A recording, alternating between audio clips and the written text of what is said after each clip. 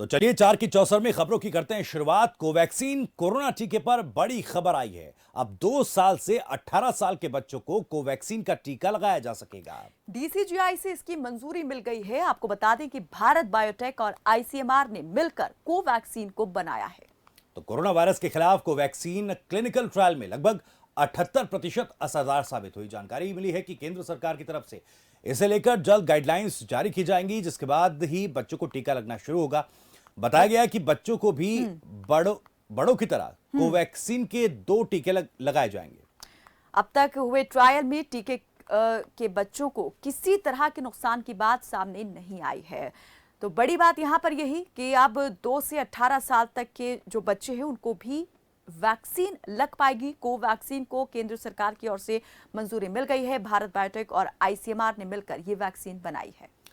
जी हां, तो केंद्र सरकार जल्द गाइडलाइंस इसे लेकर जारी कर देगी। आपको बता दें कि drug controller general of India की तरफ से कोवैक्सीन बच्चों पर कोवैक्सीन के इस्तेमाल को मंजूरी दे दी गई है।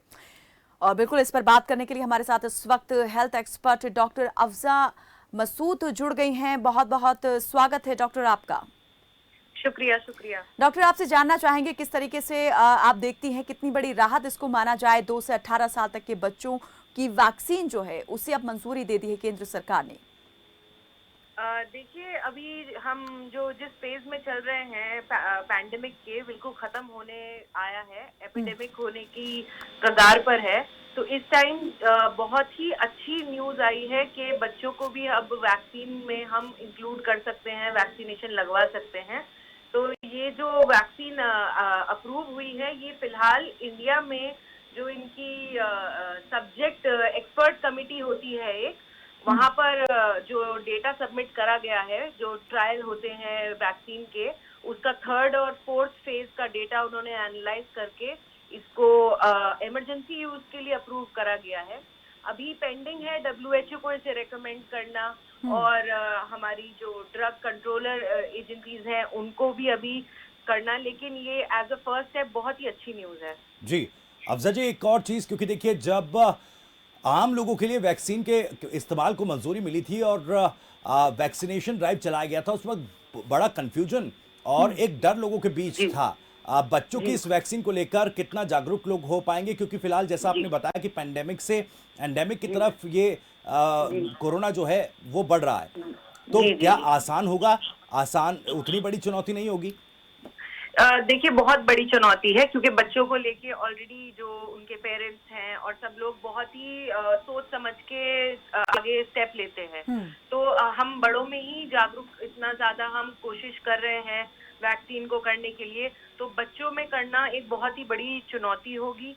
लेकिन ये हमें पेरेंट्स को और जितने भी एडल्ट्स हैं उनको ये चीज समझानी पड़ेगी कि वैक्सीनेशन से ही हम बच्चों को आगे प्रोटेक्शन दे सकते हैं, क्योंकि हम नहीं चाहते कि जिस तरह और कंट्रीज में 3rd वेव का राइज हो रहा है, हमारी कंट्री में ऐसा ना हो। जबकि हमने कल ही देखा लोएस्ट नंबर फरवरी से अब तक केसेस के आए हैं। तो डेफिनेटली जागरूक करने में बहुत बड़ी चुनौती होगी। अफजा जी, अगर आप हमें जानकारी दे पाए तो हम आपसे ये जानना चाहेंगे कि ये जो ट्रायल्स हैं अभी कहाँ पर किए गए हैं, कितने बच्चों पर ये ट्रायल किया गया है, और सभी बच्चे क्या पूरी तरीके से इस ट्रायल के दौरान जो है वो स्वस्थ पाए गए हैं? 78% बताया जा रहा है कि ये जो है तेजी से काम कर रही है।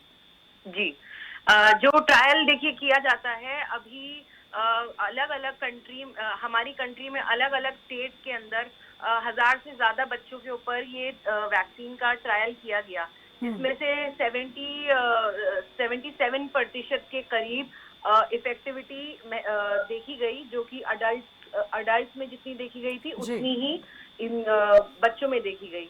ये जो डेटा होता है ये कलेक्ट करके जब इन लोगों ने सबमिट करा गया, तो ये पूरी कमिटी बैठ के इसको एनालाइज करती है। अभी ये बहुत ही अर्ली फेज हो गया कुछ भी कहने के लिए। अभी इनको और डेटा सबमिट करना पड़ेगा, डेफिनेटली करना पड़ेगा, लेकिन जो पहला अप्रूवल मिलता है वो इनको मिल चुका है। आगे जो डेटा सबमिट करेंगे, वो जितने भी एडवर्स इफेक्ट्स अगर नोटिस करे जाते हैं या कोई भी स्पेशल इवेंट नोटिस करी जाती है, तो वो अभी सबमिट करना बाकी है। अफजा वो जी तभी जी हो पाएगा जब जनता हाँ के अंदर जब ज्यादा लोगों में और ये वैक्सीन प्रोवाइड कर दी जाएगी। जी डॉक्टर अफजा, अभी जो है इमरजेंसी इस्तेमाल को मंजूरी मिली है केंद्र सरकार की जी ओर से, जैसे आपने जी। कहा कि अभी और डेटा सबमिट करना है, तो फाइनल अप्रूवल जो है वो कब तक माना जाए, कब तक जो है ये बच्चों के लिए, सभी बच्चों के लिए कर दिया जाएगा वैक्सीनेशन जो है कि वो अब बिना किसी खौफ के डरे हुए लगवा सकते हैं? हम्म। देखिए अभी अगस्त में ही हमारी ये जाइडस कैडिला की भी एक वैक्सीन अप्रूव हुई थी बच्चों के लिए 12 साल से ऊपर। हम्म और ये जो नीचे वाली 2 से 18 साल तक की वाली जो हमारी कोवैक्सीन इंडियन मेड है, इसको देखिए अभी अप्रूवल में मान लीजिए आप 2022 तक ही टाइम लग जाएगा। अप्रूवल के बाद बहुत टाइम लगता है। इनको प्रोडक्ट किस तरह मार्केट में लेके आएंगे, जी किस तरह इसका लेआउट किया जाएगा, हम्म ये सब अभी प्लान करना बाकी है। जी तो इसमें वक्त तो लगेगा डेफिनेटली। जी अफजा जी, लेकिन एक और बात, क्योंकि देखा गया बीते दिनों कई और देशों में भी कि लोगों को बूस्टर डोज जो है कोरोना की वैक्सीन की वो एडवाइस की गई, तो क्या जी बच्चों जी। के लिए भी बूस्टर डोज की जरूरत पड़ने वाली है? हम ये बच्चों वाली वैक्सीन की बात कर रहे हैं जी आप? जी।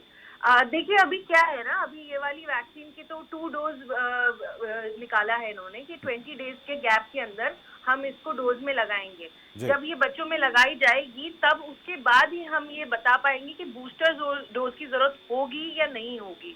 उसमें हम एंटीबॉडीज एनालाइज करेंगे, बच्चों के अंदर देखेंगे कोई कितने केसेस हो रहे हैं जिन लोगों को लगा हुआ है वैक्सीन या जिनको नहीं लगा हुआ है। तो ये कहना अभी बहुत मुश्किल है कि बूस्टर डोज आएगी या नहीं आएगी। अफजा जी, एक और महत्वपूर्ण यहाँ पर सवाल मेरे दिमाग में आ रहा है, वो ये कि जी अभी जैसे फर्स्ट और सेकंड डोज की बात हो रही थी कि जी जो बड़े हैं उनको फर्स्ट डोज लेना है और उसके 8 हफ्ते बाद फिर 16 हफ्ते की अवधि हो गई, उसके बाद दूसरा डोज जी लेना है। जी। बच्चों के लिए क्या एक डोज ही काफी रहेगा या उनके लिए भी 2 डोज जो है वो जरूरी होगा? जी।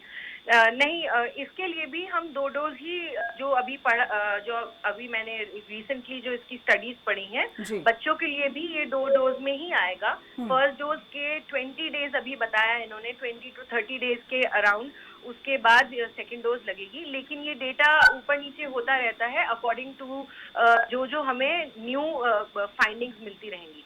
जी अफजा जी, एक सवाल, क्योंकि देखिए अब चूंकि बच्चों के लिए वैक्सीन लगभग आ चुकी है, अपने फाइनल फेज में है, तो क्या ये मान लिया जाए कि जो तीसरी लहर यानी कि थर्ड वेव जो कहा जा रहा था, जिसका डर लोगों को सता रहा था, ये कहा जा रहा था कि बच्चों के लिए काफी असरदार होगी, काफी बच्चों के लिए खतरनाक होगी, तो क्या उसका खतरा टल गया है? क्या पूरी तरह से अब लोगों को राहत की सांस ले लेनी चाहिए या भी थोड़ा सा अलर्ट रहने की जरूरत है?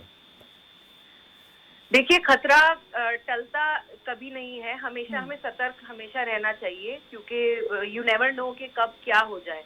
बट जो अभी इस टाइम दिख रहा है, जो डेटा बता रहा है, उस डेटा के मुताबिक तो